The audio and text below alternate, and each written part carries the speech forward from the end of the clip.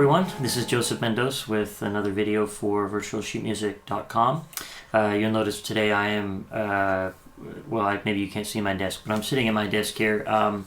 Don't have my cello, and that's because I really just wanted to have a little bit of a chat with all of you today about how to play more expressively. Now, how to play more expressively, there's obviously some techniques and things like that you need to have. And, you know, I've done a lot of videos on various techniques and smooth bow changes and all these kinds of things. But, you know, you can have all this equipment and still struggle greatly with trying to figure out how to express your voice, how really to play in such a way that is uniquely your own way. So that's basically my thought, you know, is that there's certain techniques that we all need to learn, but those techniques don't necessarily give you what you need. In fact, you can have actually only maybe 80 to 70% of what I would call kind of a finished technique, and still play really expressively in a way that moves audiences deeply. And what I've noticed is that where people normally get hung up is they get hung up on one particular value. By value, I mean values like rhythm or intonation, the beauty of your sound, playing all the right dynamics in the piece, all those kinds of things. We tend to get hung up on one of those, and what I find is the one that we get hung up on the most is pitch, is intonation. And there is nothing that can stop your creative juices from flowing more than over-obsessing about pitch. I've had students who get so frustrated when they can't play a particular passage in tune, 10 times out of 10. They only get it like 8 times out of 10 or even 7 or something like that. And really, searching for perfection in that way is really damaging, because we don't even know how to define perfection in many ways. We think that perfection is playing every note in just the right way, or trying to play with absolutely perfect intonation in it, and of course anything less than that is just completely inexcusable. We set these technical goals for ourselves, but really that's not the ultimate goal. That's not what perfection really is. When we go to a concert and when we hear a recording that really touches us or moves us, we're never touched or moved because a performance is brilliantly in tune. That's never really what gets us. And I know some would say that, it needs to be that way first, and then you actually have the opportunity to be touched. I'm not sure that that's true. I can think of many musicians' recordings, at least, that I've heard from the past. Somebody like Pablo Casals, for example, his recordings of the Bach cello suites are unbelievably moving and not altogether in tune. And actually not the sound itself, even though the recording quality is not so great, the sound itself is actually not that particularly beautiful. But there's something so compelling. Another artist that you should listen to if you haven't is the violinist, the great Romanian violinist, conductor, composer, and pianist, George Enescu, who was the teacher of the great violinist Yehudi Menuhin. Enescu's recordings, particularly of the solo violin works of Johann Sebastian Bach, are still to this day some of the most compelling, real playing that I've ever heard my whole life. And at the point when Enescu recorded these, he was suffering from a disease in his ears where he couldn't hear pitch. Where his pitch center would kind of start to float up and down. It wasn't due to age or anything. It was some accident that he had with his ears.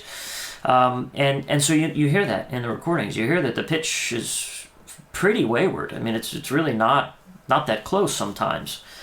And yet, what we hear is we hear the presence of all these other values, this richness of musical value, this incredible rhythmic drive, this incredible spirit, and completely and totally unique phrasing. And all these other things carry you through the performance, carry you through the recording when you listen to it. And it was upon listening to those recordings that I realized that I thought, well, what's really going on here?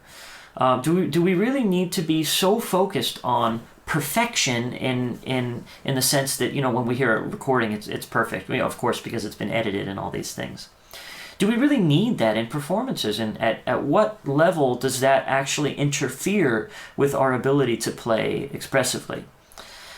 So the next time you're playing something and you find yourself stuck, and I'm saying this at any level, so even if you've only been playing for, say, 3 weeks, this is true for you too.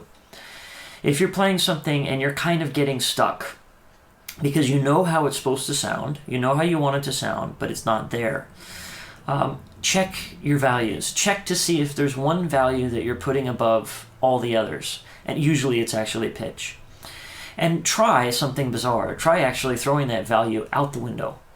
Try actually just not thinking about pitch at all and see what comes out. You might be surprised that what comes out is not really that out of tune. In fact, it might even be, in some cases, more in tune. Because you're less focused on the thing that displeases you and more focused on doing something that is positive, that is beautiful, and that is expressive.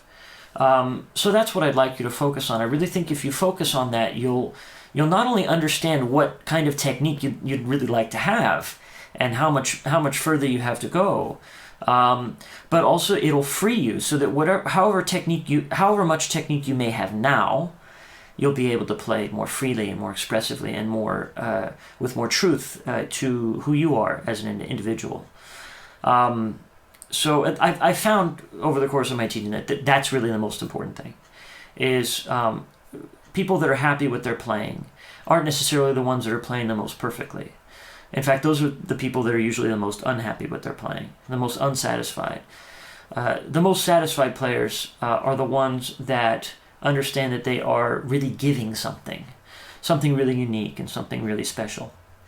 So please don't get so hung up on pitch. Yes, try to play in tune. Of course, if it's 50% in tune, then there's just nothing that can save you. So of course there's a minimum, but don't obsess and don't get stuck. Don't get hung up on those things. So I beg you to take that to heart, so that you don't find yourself in a situation where you start really disliking your practice. If that's ever happening and that level of frustration is creeping in, then ask yourself that question: am I really trying to play expressively, or am I trying to play perfectly? So that's it for today. Sorry there's no cello playing today, but it really didn't fit with the message I wanted to get across here. If you're interested in online lessons, I think currently right now I have maybe one opening. So contact me if you would like to have some lessons, and we can work that out. Contact me through the cellojunkie.com website, the website that you see on the page there. So once again, this has been Joseph Mendoes for virtualsheetmusic.com. Please leave comments, not on YouTube, but on the VSM website. There I can reply to them. And I hope you enjoyed the video. Thanks a lot.